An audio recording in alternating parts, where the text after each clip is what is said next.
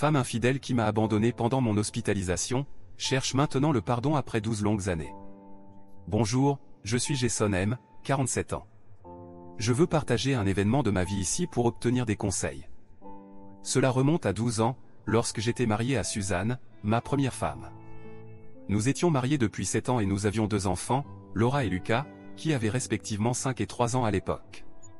Nous menions une vie normale jusqu'à un jour fatidique.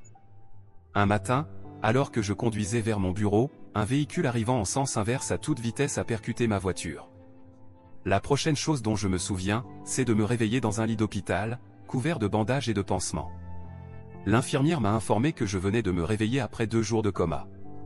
J'ai serré la main de mon médecin et l'ai remercié de m'avoir sauvé la vie. J'étais reconnaissant pour cette nouvelle chance de vivre, mais j'étais loin de me douter du désastre qui allait suivre. Une semaine après mon traitement, mon médecin m'a informé que la partie inférieure de mon corps était paralysée et que je ne pourrais peut-être plus jamais marcher. J'étais anéanti. Suzanne s'effondra à cette nouvelle, il était évident que c'était difficile pour elle, car elle devait gérer la maison et les enfants. Dans tous les aspects, je suis tombé dans la dépression, incapable de comprendre ma vie. En fauteuil roulant, je passais mes journées à fixer les murs vides de ma chambre d'hôpital, maudissant la façon dont ma vie avait basculé. J'avais peur de ne plus jamais pouvoir jouer au foot avec mes enfants, danser avec ma femme, ou être libre à nouveau. Pour aggraver ma situation misérable, Suzanne a cessé de me rendre visite. Au début de mon séjour à l'hôpital, elle amenait les enfants 3 fois par semaine. Les moments passés avec ma famille étaient les seuls qui me donnaient envie de vivre. Mais au fil des jours, ces visites se sont faites rares. Je la suppliais de ramener les enfants, mais elle disait qu'ils ne voulaient pas me voir aussi souvent. Je me sentais désespéré. Un jour, elle m'a remis les papiers du divorce en me disant « Je ne peux pas passer ma vie avec un homme handicapé. Je suis encore jeune et désirable. Je mérite un homme normal. » Je mentirais en disant que je ne m'y attendais pas, car j'avais pressenti la séparation imminente quand elle avait commencé à m'ignorer. Mais je ne m'attendais pas à ce que cela arrive si tôt.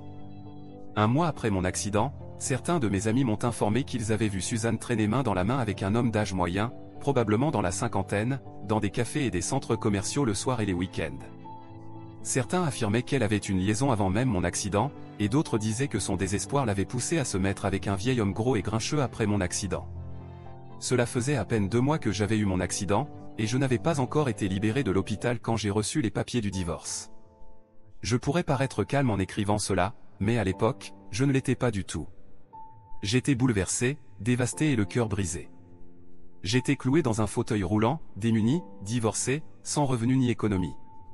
Après avoir payé les dépenses de la maison et l'éducation des enfants, il ne me restait plus rien à épargner. Heureusement, j'avais une assurance qui couvrait une partie de mes frais d'hôpital. Pour le reste, j'ai dû liquider mes économies. Au final, il ne me restait rien. Je voulais crier, me cogner la tête contre un mur et maudire mon destin. Je ne sais pas comment j'ai tenu le coup à l'époque, mais quelque chose en moi m'a gardé sain d'esprit, probablement le désir de me venger. Après ma sortie de l'hôpital, je suis retourné vivre chez mes parents. J'avais 35 ans, j'étais divorcé, sans revenu et dépendant de ma vieille mère, aussi bien physiquement que financièrement. Ma mère était fleuriste et tenait une petite boutique en banlieue. Le peu de revenus de la boutique et l'argent de sa pension couvraient ses dépenses. Malgré ses ressources limitées, elle m'a proposé de m'aider. C'était un sentiment très troublant pour un homme de 35 ans de dépendre de sa mère de 62 ans. Peu de temps après ma sortie de l'hôpital, je suis allé voir mes enfants. Quand je suis arrivé chez moi, la maison était fermée. Les voisins m'ont dit que Suzanne avait emménagé chez son amant avec les enfants. Selon mes voisins, l'amant de Suzanne était un homme gros et vieux, divorcé 3 fois, mais riche à millions et sans enfants. Certains allaient même jusqu'à dire que Suzanne était une chasseuse de primes qui se prostituait avec un vieux grincheux pour sa fortune. J'ai réussi à obtenir l'adresse de son copain et me suis rendu chez lui. Quand je suis arrivé à la nouvelle maison de Suzanne, elle ne m'a pas laissé voir mes enfants, disant qu'il s'était déjà habitué à son copain et l'appelait apparemment en papa. Elle a dit que ma soudaine apparition les perturberait. Elle m'a même menacé d'une injonction d'éloignement lorsque j'ai insisté pour voir mes enfants. Je n'avais pas un sou à dépenser pour un avocat, je vivais grâce aux maigres revenus de ma mère, alors j'ai reculé. Cela faisait moins de 6 mois que j'avais eu mon accident, et seulement quelques mois après notre divorce, elle vivait déjà avec un autre homme. Je me sentais dégoûté. Je lui ai demandé comment elle avait pu m'abandonner et passer à autre chose si rapidement. Immature, je sais. J'étais un père handicapé, cloué dans un fauteuil roulant, que pouvais-je faire d'autre? Je l'ai supplié de me donner au moins une chance de prouver ma valeur. Elle m'a humilié en disant que j'étais un infirme et un fardeau dans sa vie. Je lui ai demandé si elle m'avait trompé avant le divorce, car notre divorce avait été prononcé il y a un mois à peine, et elle vivait déjà avec son amant. Elle m'a répondu sèchement que cela ne me concernait pas et que je ne devrais jamais montrer mon visage hideux devant elle. Je la regardais, en contemplant mes 7 années de vie conjugale avec cette femme qui m'avait remplacé par un autre homme en quelques mois. Je suis parti les yeux pleins de larmes. Je suis rentré chez moi, vaincu par l'humiliation. J'ai pleuré comme un enfant de 5 ans devant ma mère, qui m'a consolé. Elle m'a encouragé à prendre ma vie en main. J'étais perdu, sans direction. J'ai rejoint ma mère dans sa boutique. Je l'aidais à faire des bouquets, à servir les clients et à nettoyer le magasin. Rapidement, je me suis rendu compte que l'entreprise avait un énorme potentiel de croissance, mais que ma mère était trop fragile pour le faire seule. J'ai ressorti mes anciens contacts pour obtenir des contrats avec des entreprises de gestion d'événements pour fournir des fleurs lors des événements. Peu à peu, j'ai constitué une équipe et pris en charge la décoration des lieux. Finalement, j'ai lancé ma propre entreprise de gestion d'événements. Il m'a fallu 12 longues années pour reconstruire ma vie. Ma mère a toujours été là pour moi. Elle m'a soutenu et motivé à me relever.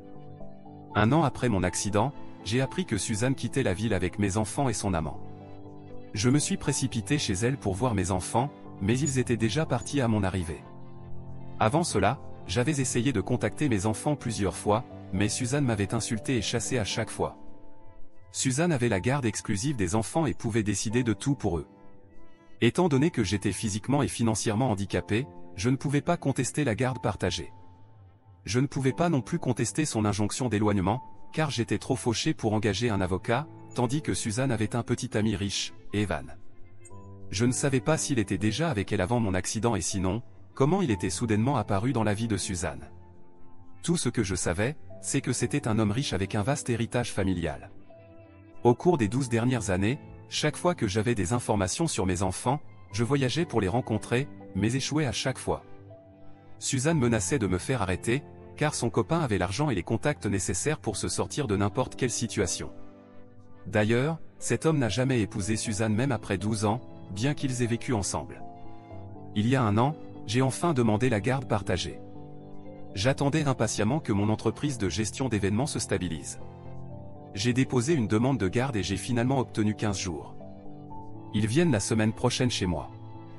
Bien que Suzanne ait fait tout son possible pour s'opposer à ma demande au tribunal, j'ai engagé un bon avocat qui a bien présenté mon dossier, et j'ai obtenu 15 jours.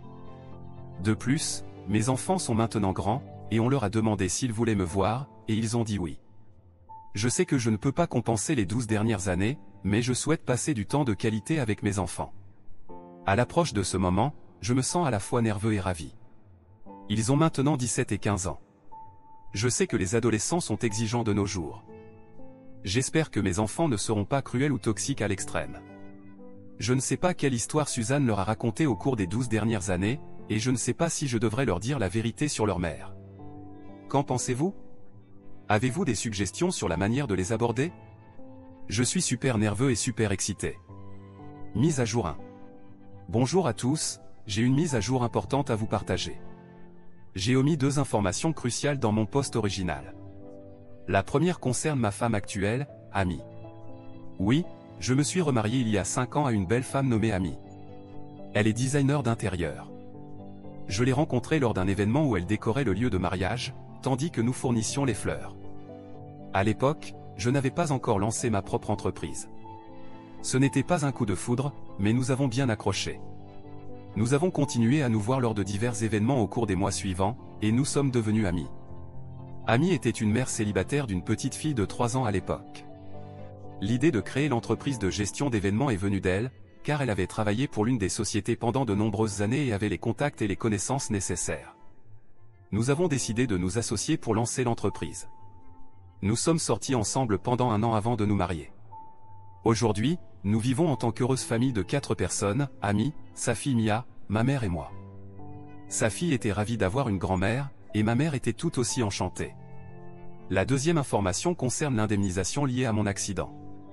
J'ai été percuté par un camion à grande vitesse, donc en théorie, j'aurais dû être indemnisé par l'entreprise de logistique propriétaire du camion. mais à l'époque, l'entreprise s'en est sortie sans rien payer, en manipulant les faits sur l'accident et en rejetant la faute sur moi. Je n'avais pas les moyens de payer un bon avocat, donc je n'ai reçu aucun centime. Vous savez comment fonctionnent les grandes entreprises, elles dépensent des sommes énormes pour leurs avocats afin de se protéger. Après mon mariage avec Amy, elle m'a suggéré de rouvrir le dossier, car nous pouvions désormais nous permettre un avocat compétent. L'affaire est toujours en cours, mais mon avocat m'a donné des signes positifs que le jugement serait en notre faveur. Revenons à mon histoire. Comme je l'ai mentionné dans mon post original, il y a 3 mois, mes enfants étaient censés me rendre visite après 12 ans de divorce.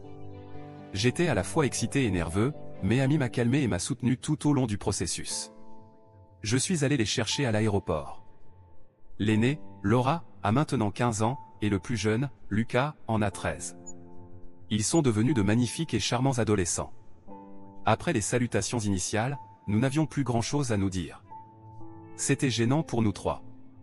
Sur le chemin du retour, j'ai essayé de briser la glace en leur demandant des nouvelles de leur école, de leur vie et de la ville.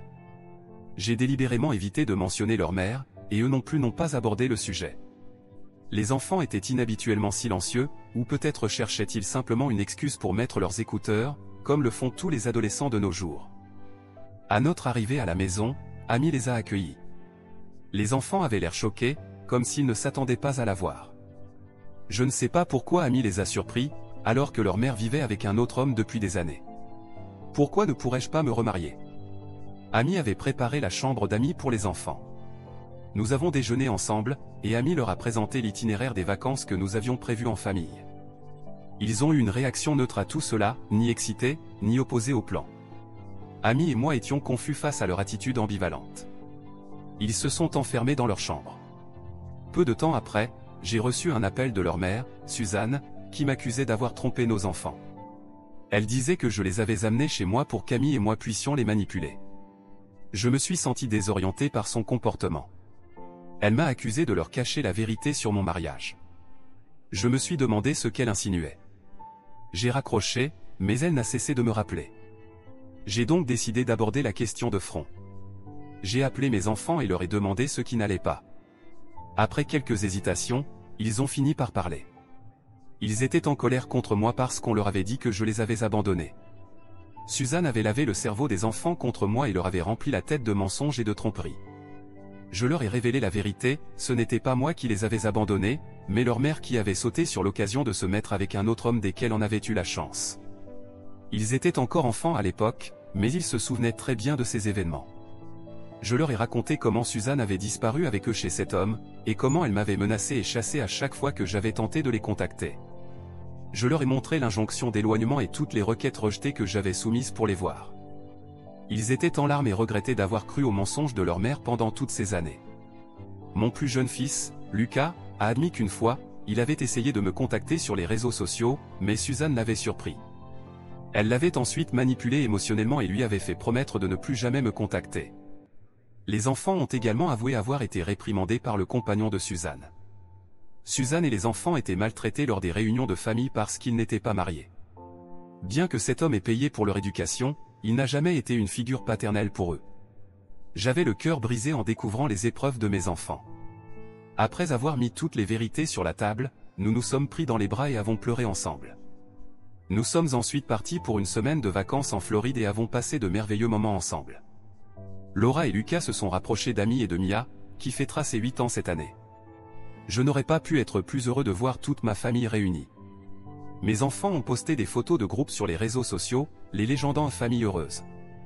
Dès que Suzanne a vu ces photos, elle les a appelés pour les réprimander de leur comportement idiot. Elle les a accusés de la trahir en se rapprochant de nous. Elle m'a envoyé des messages en me menaçant de m'empêcher de revoir mes enfants si je faisais quoi que ce soit pour les retourner contre elle. J'ai ri de ces menaces creuses et j'ai continué à profiter de nos vacances. De retour de vacances, mes enfants ont rencontré mes proches, qui les ont accueillis avec joie. J'étais ravi de voir que les anciens liens familiaux se reformaient. Quand ils étaient sur le point de partir, ils m'ont promis de rester en contact malgré les menaces de Suzanne. Ils m'ont confié qu'ils se sentaient étouffés en vivant chez elle et qu'ils voulaient revenir vivre avec moi après avoir terminé le lycée. Je les ai étreints une dernière fois avant leur départ. Après leur retour, ils ont confronté Suzanne à propos de sa méchanceté, mais elle a retourné la situation contre moi, m'accusant de les avoir manipulés contre elle. Cela fait quelques mois qu'ils sont rentrés, mais nous parlons régulièrement. J'espère qu'ils reviendront vivre avec moi. Je vous tiendrai au courant si quelque chose change. Merci à tous. Mise à jour 2. Salut à tous, je sais que cela fait longtemps que je n'ai pas donné de nouvelles. Il y a eu beaucoup de drames ces 6 derniers mois, depuis ma première rencontre avec mes enfants. 3 mois après cette rencontre, l'affaire en justice avec la société de logistique a été réglée. Devinez quoi? J'ai reçu une compensation conséquente, non seulement pour l'accident, mais aussi pour les injustices subies lors du premier procès. Je ne suis pas sûr d'avoir mentionné cela dans mon post initial, mais lors du premier procès, la société de logistique dont le camion avait percuté ma voiture avait manipulé l'affaire et m'avait rendu responsable de l'accident. Par conséquent, je n'avais reçu aucune indemnisation à l'époque. Sur les conseils de ma femme amie, j'ai fait appel, et cette fois-ci, j'ai gagné. J'ai partagé cette bonne nouvelle avec mes enfants, et ils étaient tout aussi ravis que moi. Ils voulaient me revoir, et je leur ai promis qu'ils reviendraient vivre avec moi définitivement. 1 mois plus tard, Suzanne s'est présentée à mon bureau. Elle m'a pris la main et m'a demandé pardon. J'ai été très surpris de la voir apparaître soudainement. Elle a admis qu'après mon accident, elle était devenue désespérée et avait trouvé cet homme plus âgé qui cherchait une mécène. Je ne connaissais pas ces termes avant de les avoir cherchés sur Internet. Apparemment, cet homme avait eu plusieurs mauvaises expériences avec des jeunes femmes qui avaient fui avec son argent après quelques mois. Alors, il avait décidé de se mettre en couple avec une sugar girl un peu moins jeune. Suzanne avait 32 ans à l'époque et avait 2 enfants, ce qui, selon elle, garantissait sa loyauté. Cet homme avait clairement dit à Suzanne qu'il ne l'épouserait jamais et qu'il la garderait comme maîtresse, car il ne voulait pas partager son héritage avec mes enfants. Suzanne avait accepté ces conditions, car il lui avait promis de s'occuper d'elle et de financer l'éducation des enfants. Je lui ai demandé pourquoi elle n'avait pas trouvé un travail. Elle m'a répondu qu'elle n'avait jamais travaillé et qu'elle n'était pas sûre de pouvoir gagner un salaire équivalent à ce que son amant lui offrait gratuitement. Elle a continué à affirmer qu'elle avait tout fait pour protéger l'avenir de nos enfants et que s'il n'en avait pas été ainsi, ils auraient grandi dans la pauvreté. Son discours m'a tellement agacé que je me suis mis à crier. Je lui ai dit qu'elle aurait au moins pu me donner une chance de me relever. Si elle était si préoccupée par l'avenir de nos enfants, elle aurait dû en discuter avec moi, au lieu de tirer ses propres conclusions et de me laisser sans aucun préavis. Je lui ai clairement expliqué que j'avais tourné la page et que ses supplications ne changeaient rien. Elle a tenté de rappeler les moments heureux que nous avions partagés, comme notre jour de mariage et la naissance de nos 2 enfants. Je l'ai interrompu en lui disant que j'étais une personne différente maintenant et que tous ses souvenirs s'étaient effacés. Ils ne signifiaient plus rien pour moi. Elle a dépassé les limites en affirmant que ses enfants et elle représentaient ma véritable famille, et non Amy et Mia. Elle a ajouté que Mia n'était pas ma fille et que je ne pourrais jamais avoir une vraie famille avec Amy et Mia. Ces propos cruels m'ont profondément dégoûté. Elle a insisté pour que je la reprenne, afin que notre véritable famille puisse se réunir à nouveau. Je lui ai fait comprendre que j'aimais Amy et Mia, et que c'était elle ma véritable famille, pas elle. Suzanne a refusé de quitter mon bureau et a commencé à créer une scène. Elle n'est partie que lorsque je l'ai menacée d'appeler la police. En rentrant chez moi, j'ai raconté toute l'histoire à ma mère et à Amy. Naturellement, Amy était bouleversée par tout cela, mais c'est une femme mature qui n'en a pas fait un drame. Ma mère, de son côté, a dit qu'elle n'avait jamais aimé Suzanne à cause de son égoïsme. Elle a même ajouté que Suzanne n'était revenue vers moi que pour l'argent que j'avais reçu après le règlement du procès. Cette femme était vraiment une opportuniste. Lorsque mes enfants ont appris le comportement de leur mère, ils l'ont réprimandée et lui ont dit de rester à sa place. Je ne sais pas comment, mais son mécène a découvert cet incident et l'a menacé de la mettre à la porte si elle essayait de me contacter à nouveau. Je ne pouvais pas être plus reconnaissant envers lui. La dernière mise à jour est que mes enfants vont emménager avec moi ce mois-ci. Ils resteront un moment chez nous avant d'entrer dans une université proche. Ils veulent profiter de la vie universitaire et vivre en internat. Je crois que nous devrions rester en contact, tout en nous donnant de l'espace pour mieux nous connaître. Les enfants ont tourné le dos à Suzanne, et au final, elle se retrouve seule avec son mécène. J'espère qu'elle profitera de ce sucre tant qu'il ne deviendra pas amer.